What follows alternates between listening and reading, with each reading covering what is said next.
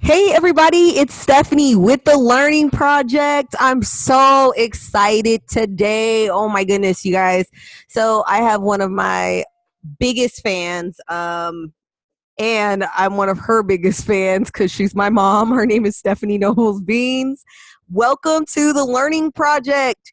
We have a very special podcast series that's going to be going on. It's called Big Problems, Little People. And we are going to be exploring some of the different struggles or trials that children go through, and how can we really prepare our teachers, our families, our community to help children who are going through different things in their life. I think a lot of times when we think about problems, we just think about kids that may be considered like low income, or they are faced with different ACEs factors. But there are so many different things that can happen in a child's life that really transforms the way they look at life. So today we are going to be focusing on homelessness. Um, about 2 million people in the United States will face homelessness in a period time in their life. So I want to talk about that. And one of the people that I thought of immediately was my mom, just because she does such an amazing job in our community by helping the homeless and has helped so many women and children. So without further ado, I would like to introduce Stephanie Nobles Beans. Hello and welcome.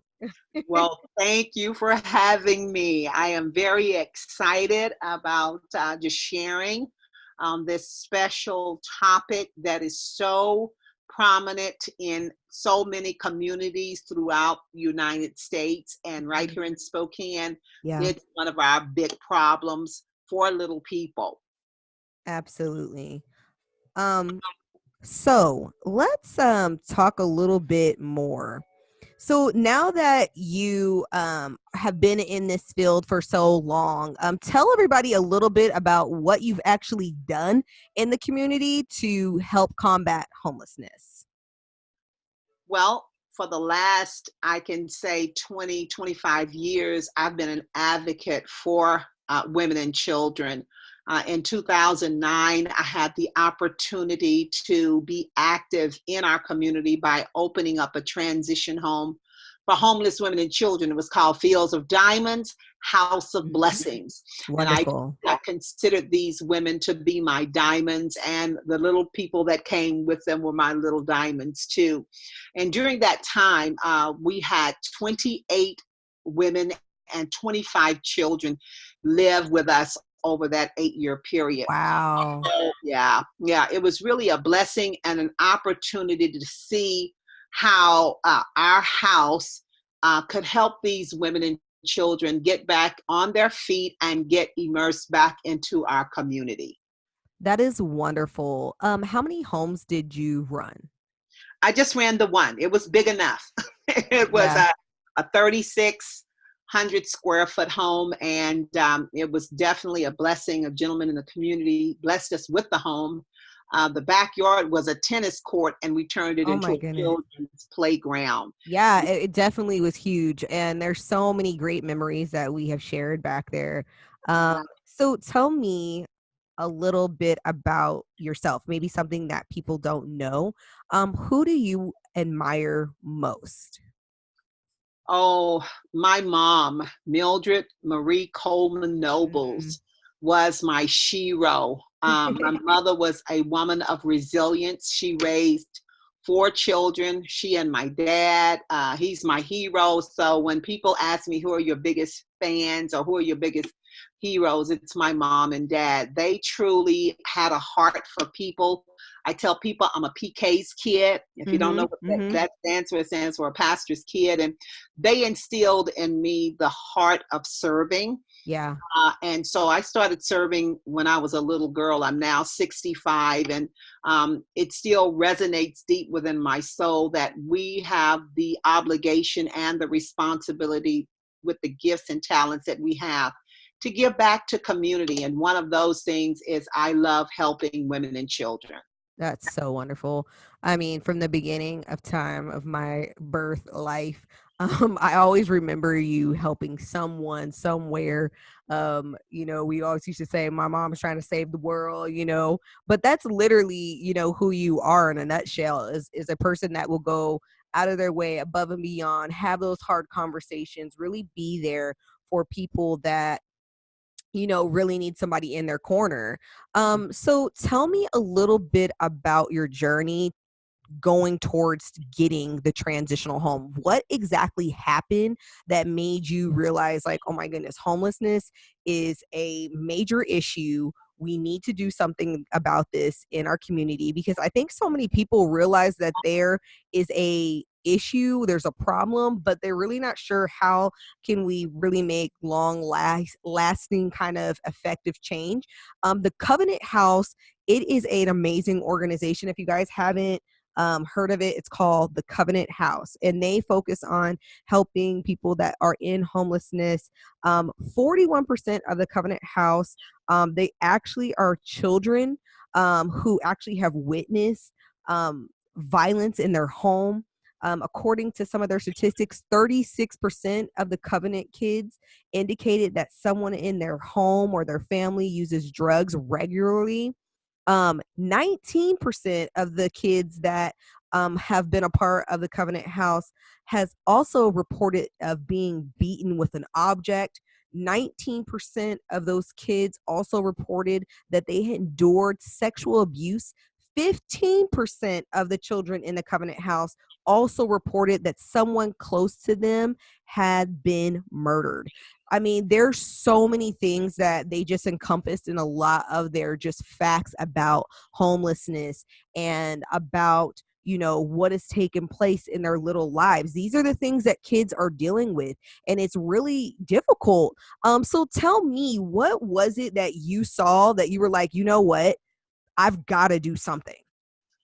Well, Fields of Diamonds, House of Blessings was just really, I can say, a miracle ministry. I had a spiritual mother who said, Stephanie, I really feel that God has called you to this place.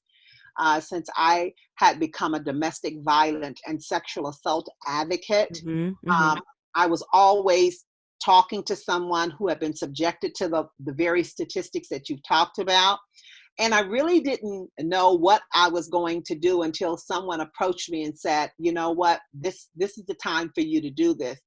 And so it was so scary because I had never run a transition home, but mm-hmm, I'd been a mother. I'm the mother of 4 beautiful children, and I knew how to be a homemaker. I knew how to run a home. And mm-hmm, so, without further ado, I was introduced to a gentleman who said, tell me your dream. And I told him of the dream that I wanted to open up a transition home.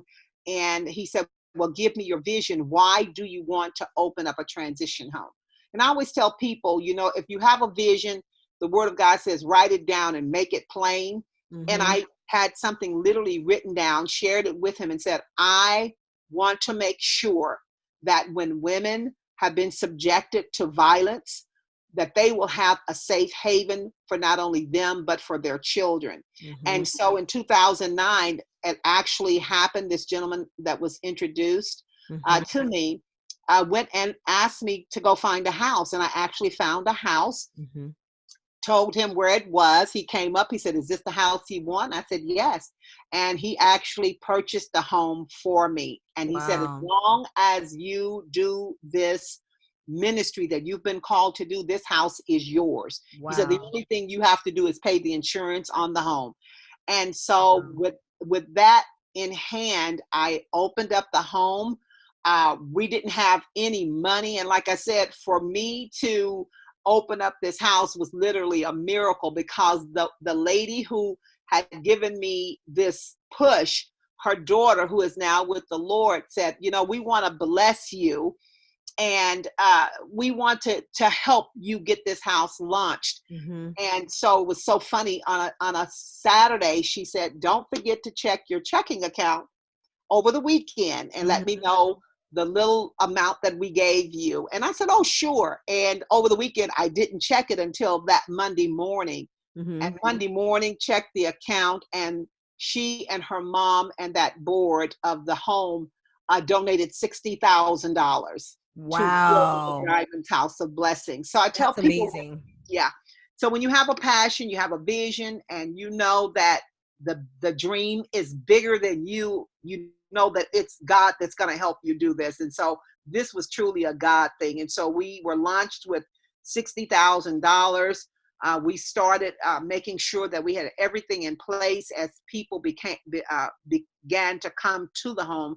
I don't Mhm. like to say clients. I Yeah. just said these awesome women and their children started coming in. And so for the next 8 years, um, we were blessed to have covenant partners who would Mhm. donate every year.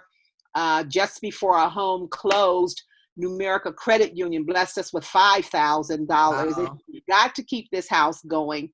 And we did until I felt like it was time for me to close. I had Yeah. gotten sick, as you know. And so I knew that it was time for me to close the home. And it Mhm. was, we ran it very well.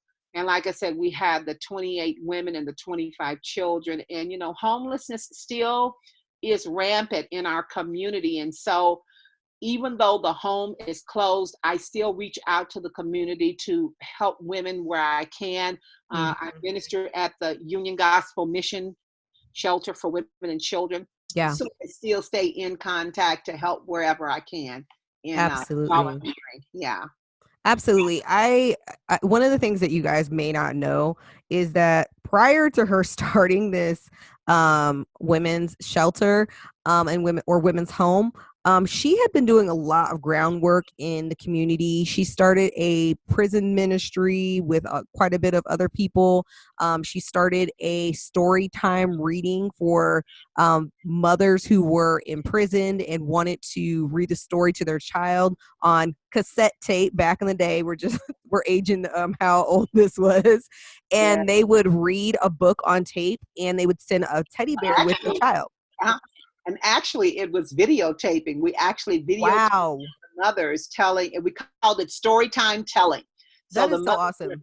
actually read stories to their babies as we videotape them, and Hmm. then we would take the tape and the book, and the children could read along with their mothers' voices and see Hmm. their moms, and it was a beautiful thing. And then the teddy bear was for the elderly. Hmm. I Hmm. still wanted to do something in the community connected to that. So we had teddy bears that we would take to the nursing homes and give at Christmas time. So Wow. I've always been Wow. involved in the community. Our latest venture that I do under my women's ministry called Women Ever Rising Every Day to Lead Hmm. is that we call it jeweled bags. And it Mm. stands for blessed and anointed gems. And we take royal purple bags, which is the color of the ministry, and we put gems on the bag and we fill it with toiletries. Wow, that is so awesome.